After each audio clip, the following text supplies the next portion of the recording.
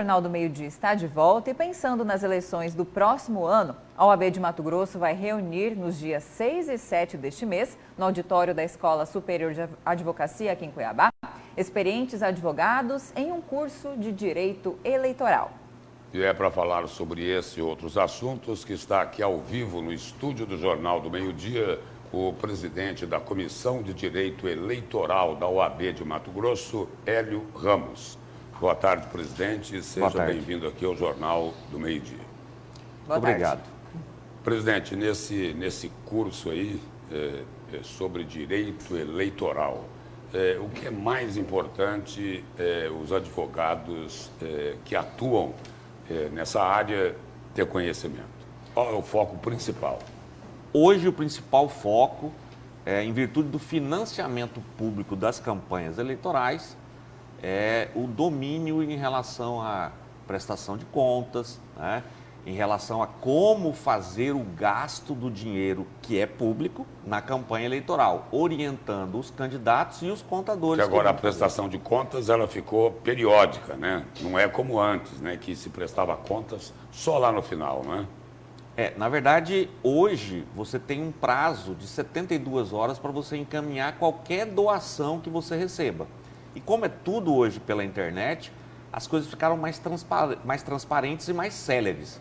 E aí acaba-se tendo uma possibilidade de maior fiscalização. Mas a prestação de contas está dividida em duas partes, a primeira com 30 dias e a segunda ao final, 30 dias depois da eleição.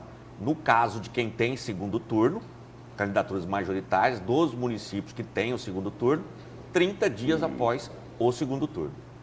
Agora, doutor, diante de todas essas temáticas, né, que os profissionais do direito precisam estar por dentro, nós temos visto, de forma quase unânime, questões envolvendo o direito eleitoral sempre serem decididas ao final pela justiça, né? Não ali pelos órgãos, no próprio Poder Judiciário ou Legislativo.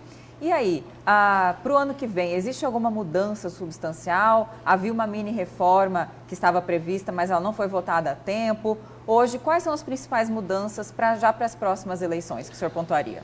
A mini-reforma eleitoral, que eu chamava de hiper-reforma, porque de mini não tinha nada, né? Então é um equívoco chamá-la assim. Isso, ela não passou no Senado. O Senado segurou. Sim. E apensou ela o projeto do Código Eleitoral, que está lá parado na Câmara, no Senado, tem 8 anos. E aí, não teremos modificações legislativas para a eleição do ano que vem. Mas o Tribunal Superior Eleitoral, que ele tem uma competência de fazer uma regulamentação do que já está em lei. Quais serão a aposta que nós eleitoralistas fazemos? Primeiro, uma maior rigidez no controle das prestações de contas, como a gente acabou de falar aqui agora, né? E uma maior rigidez também em relação à desinformação, que é popularmente chamada de fake news. Além das fake news, presidente, que resulta aí na desinformação da população, do eleitor, né? A Justiça Eleitoral vai focar bastante no custo da campanha para os candidatos. E aí, como é que vai ser feito? A Justiça Eleitoral, ela tem a informação, sabe quanto é que custa todos os serviços que os candidatos usam na campanha? Como é que isso vai ser medido pela Justiça? Como é uma situação nova, alguns tribunais eles estão inovando.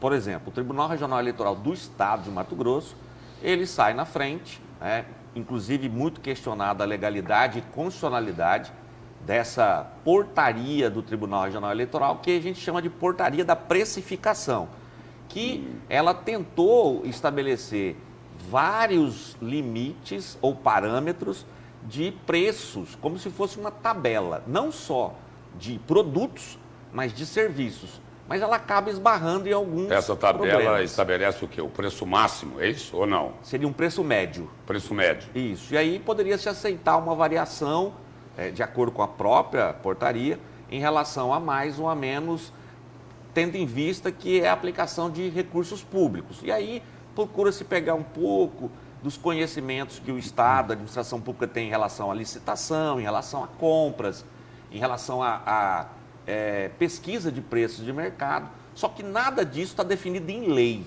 Como não está definido em lei, nós, advogados, questionamos a constitucionalidade da portaria, porque a portaria ela é um instrumento que trabalha interna corporis e não com efeito a gente chama de erga omnes, ou seja, que é aplicável a todos, né? O interna corporis seria só para dentro do TRE, mas é uma situação que o Tribunal de Mato Grosso tem julgado nesse sentido, inclusive fazendo com que vários candidatos sejam condenados em devolver valores de recursos públicos que foram, em tese, mal aplicados. Não que foram desviados, né? É que foram mal aplicados, ou seja, não se conseguiu fazer uma prestação de contas a contento, detalhadamente em alguns aspectos, como a portaria exigiu. Doutor, agora um assunto do momento, né? Ainda hoje a vereadora que foi cassada, agora retornou à Câmara de Vereadores, está tentando retornar, a Edna Sampaio, do PT. Muitas pessoas se perguntaram, né? Se a justiça foi correta, enfim, mas não questionando a decisão judicial. Na visão dos advogados, dos operadores do direito, essa anulação completa, nulidade, né, do processo, que dentro da Câmara, e agora houve essa volta da vereadora, isso era previsível? Porque, assim, muita gente se questiona o mérito, mas houve rachadinha? Pode ter ocorrido. Mas então por que o processo foi todo anulado e ela agora retorna como se nada tivesse acontecido? O que explica isso na visão dos juristas? Eu não conheço bem o processo a fundo, mas ao que parece, inclusive repassado por vocês da mídia, é que houve um defeito processual, na forma. Sim. Esses processos que visam uma restrição de direito, uma perda de um cargo, por exemplo, seja ele um cargo eletivo, às vezes até um cargo de servidor público mesmo, sim, eles obedecem uma regra que a gente chama no direito penal de formalíssima.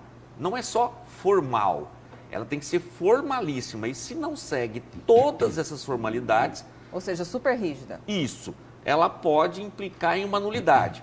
E o que acontece? Retroage aonde se encontrou aquele determinado vício, aproveita-se o que se fez e dali continua-se novamente. A pergunta é, pode-se haver um novo processo? Pode. Nova comissão, ou até a própria continuidade do processo.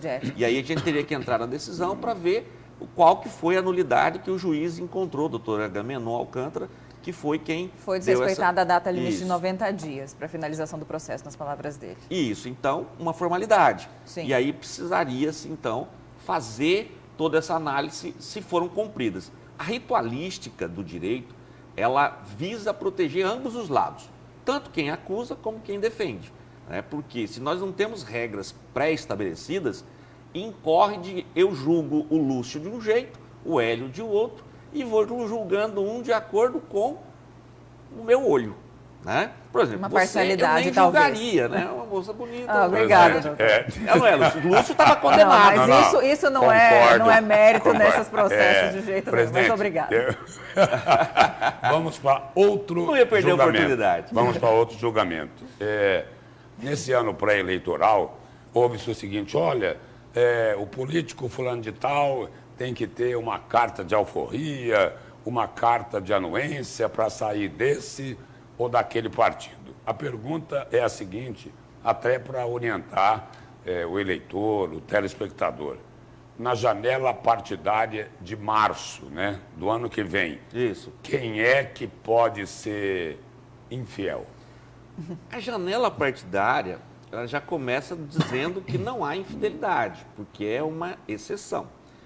Agora, a janela diz respeito aos cargos que estão em disputa. Prefeito e vice-prefeito não têm a necessidade dessa janela fidelidade, porque... O cargo é majoritário. O cargo majoritário. Tanto senador, prefeito, governador e presidente não tem essa necessidade.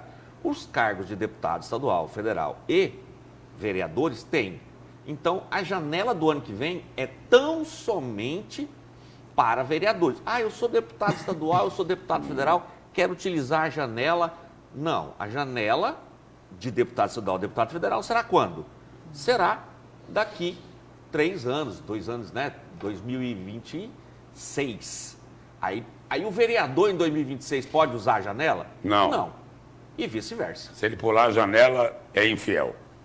Pulou a janela, pulou a cerca, Pode ter um mandato cassado. pode ter um mandato cassado. Pode ser O partido pode requerer o mandato, o o partido que ele ou o saiu. suplente pode requerer numa ação de perda de mandato eletivo por infidelidade.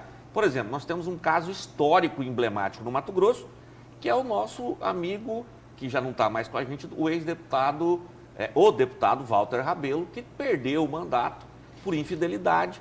À época foi o primeiro deputado estadual do Brasil que perdeu o mandato por conta da infidelidade, que ele saiu para tentar se candidatar, se me lembro bem, a prefeito de Cuiabá, e ele era do MDB, e aí acabou perdendo o mandato, né?